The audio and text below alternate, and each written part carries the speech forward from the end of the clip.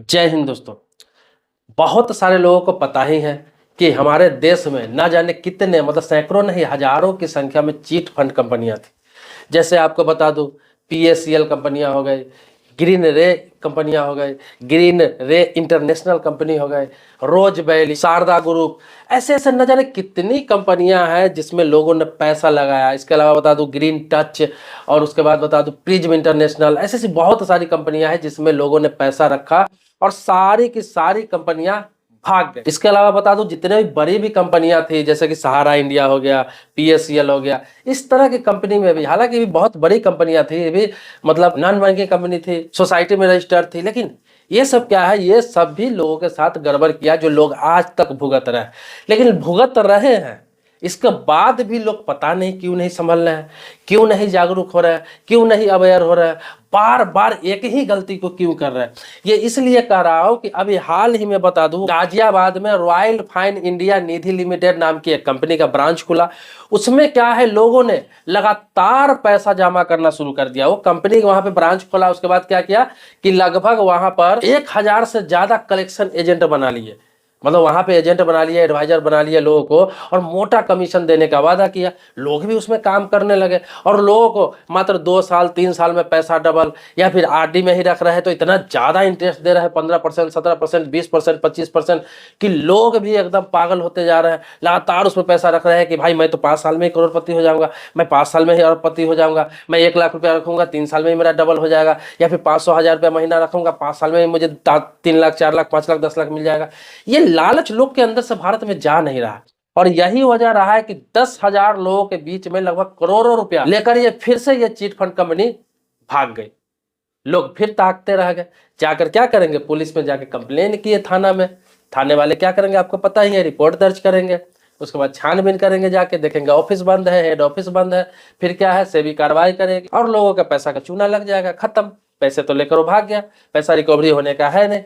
तो भाई आप सुधर जाइए। मैं अपने चैनल पर देखते होंगे कि मैं बार बार आपको कहता हूं, बार बार बताता हूं कि कभी भी कोई भी चीट फंड कंपनियां है या फिर किसी प्रकार का कोई कंपनी, इन्वेस्टमेंट कंपनी आपको लालच देती है कि कम समय में आपका पैसा 2 गुना 3 गुना 4 गुना 5 गुना कर दूंगा, तो समझिए आपके साथ गेम होने वाला है। रातों रात करोड़पति कोई नहीं हो जाता है, 2 साल 4 साल में आपके पैसे डबल नहीं हो जाते होते हैं। उसके लिए कहाँ होते हैं, शेयर मार्केट में होता है, कहाँ होता है, एसआईपी में होता है, कहाँ होता है कोई बिजनेस कर रहे हैं उसमें होता है, कहाँ होता है कोई बिजनेस में इन्वेस्ट करते हैं उसमें होता है। लेकिन आप सोचेंगे किसी को पैसा देके मैं 2 साल में डबल कर लूं किसी नॉन बैंकिंग कंपनी में या फिर किसी चिट फंड कंपनी में, तो वहां तो आपको शक करना बनता है। मैं बार बार कहता हूं कि जिन लोगों को इन सभी चीज की जानकारी नहीं है, आम लोग हैं, कमाने खाने वाले, इसमें जितने भी लोगों को लेकर पैसा ये भागा है, रॉयल फाइन इंडिया निधि लिमिटेड कंपनी ने भागा है, तो ये सारे लोग किसका लेकर भागा है?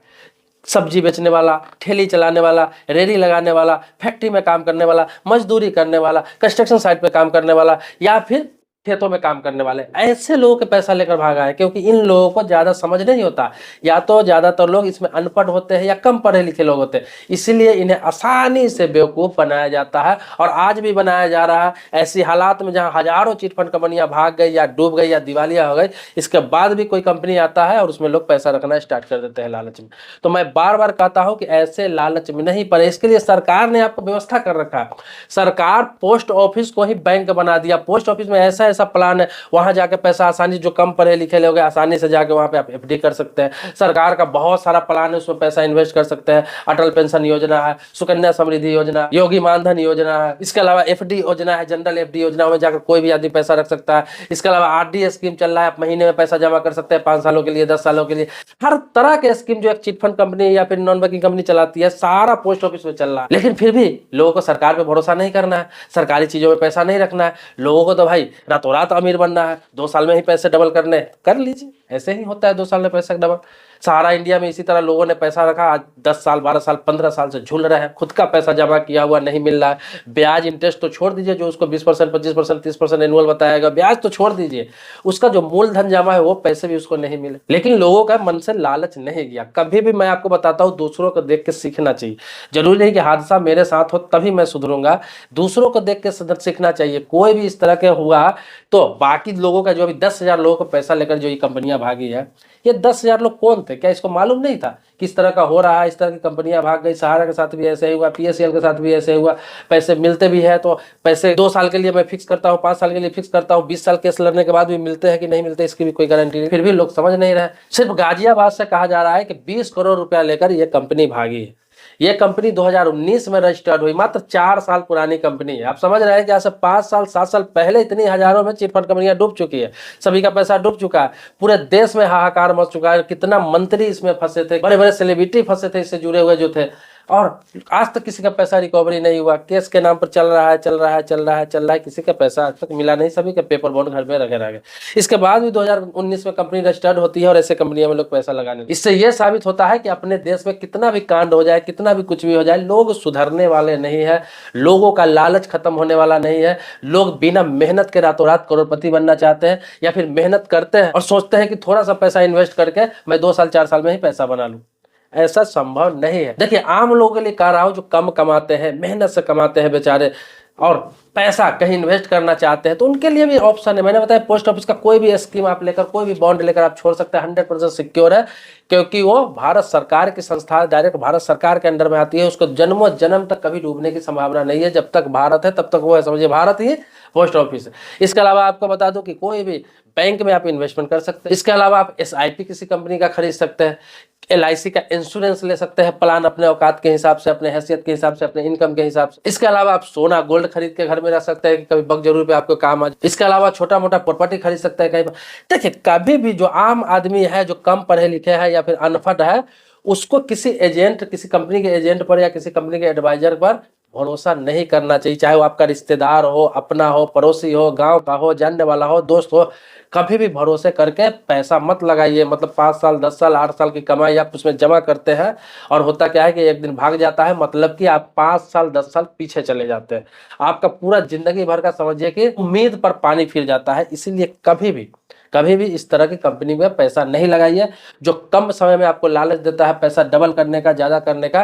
कभी उस पर भरोसा मत कीजिए। चाहे आपका रिश्तेदार हो, चाहे दोस्त हो, चाहे कोई भी हो, उसका हाथ जोड़ के माफी मांगिए कि भाई साहब, मुझे किसी कंपनी में पैसा नहीं रखना है, मेरे पास पैसा है ही नहीं, मुश्किल से मैं अपना रोजी रोटी चला रहा हूँ।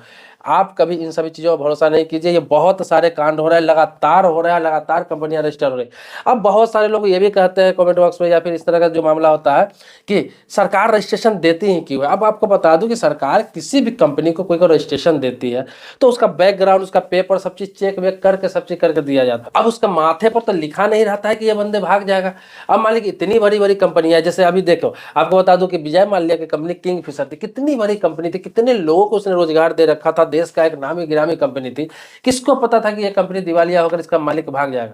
इसके अलावा बहुत सारी बड़ी बड़ी कंपनियां डूबा, बड़ा बड़ा उसका मालिक भाग गया, सरकार को पता नहीं। तो सरकार का काम होता है लाइसेंस देना। सरकार लाइसेंस देती है, लेकिन वो भाग जाता है तो सरकार उस पर कुछ नहीं कर सकती, कार्रवाई कर सकती है, जो नियम के हिसाब से है वो कार्रवाई कर सकती। तो आपको बता दो, रजिस्ट्रेशन तो तक प्रोसेस है, इंसान को देना ही है, लेकिन आपके अंदर भी तो जागरूकता होना चाहिए, आपको भी तो समझ होना चाहिए ना। जैसे सिगरेट बिकता है, सिगरेट के डिब्बी पर लिखा रहता है कि सिगरेट पीने से कैंसर होता है, फिर भी लोग पीते हैं, क्योंकि बेचने वाला तो बेचेंगे ही लिख के। इसी तरह शराब पे लिखा रहता है, पीने वाले पीते हैं। तो आपको कह दूं कि जो ये सिर्फ भारत की बात नहीं कर रहा हूं, पूरा वर्ल्ड की बात बोलो। वर्ल्ड में हर चीज हर जगह बिकता है, वो आपके ऊपर है, आप उसका सेवन करेंगे या नहीं करेंगे। इसी तरह ये कंपनियों में है कि वो आपको देखना है कि आपको कहाँ इन्वेस्ट करना है, कहाँ नहीं करना है, इसके बारे में जानकारी इकट्ठा करके आप कहीं भी पैसा जमा कर देते हैं, जब भाग जाता है तो सरकार को दोष देने लगते हैं। ऐसा नहीं है, आपको भी जागरूक होना जरूरी है, जागरूक रहना जरूरी है, अवेयर रहना जरूरी है, तभी आपका पैसा बचेगा। अन्यथा इसी तरह कमा के आप पैसा डुबाते रहेंगे। दोस्तों, टाइम पर मैं आपको अवेयर करता रहता हूं, जागरूक करता रहता हूं। इसी कड़ी में यह भी एक वीडियो था। आपको किसी भी मुद्दे पर कोई बात पूछनी है, चाहे बैंकिंग हो गया, इन्वेस्टमेंट हो गया, लोन हो गया, फाइनेंस हो गया, पोस्ट ऑफिस हो गया, किसी भी मुद्दे पर आपको कुछ वीडियो चाहिए, जानकारी चाहिए, आप कमेंट बॉक्स में लिखिए, मैं उस टॉपिक पर वीडियो बनाने का प्रयास करूंगा। सब्सक्राइबर अभी तक नहीं है तो चैनल को सब्सक्राइब कीजिए, लेकिन पुराने सब्सक्राइबर है तो इसके लिए कोटि कोटि धन्यवाद देता हूं। आभारी हूं आपका। मिलते हैं नेक्स्ट वीडियो में एक नए मुद्दे के साथ, तब तक के लिए शुक्रिया, धन्यवाद। जय हिंद दोस्तों।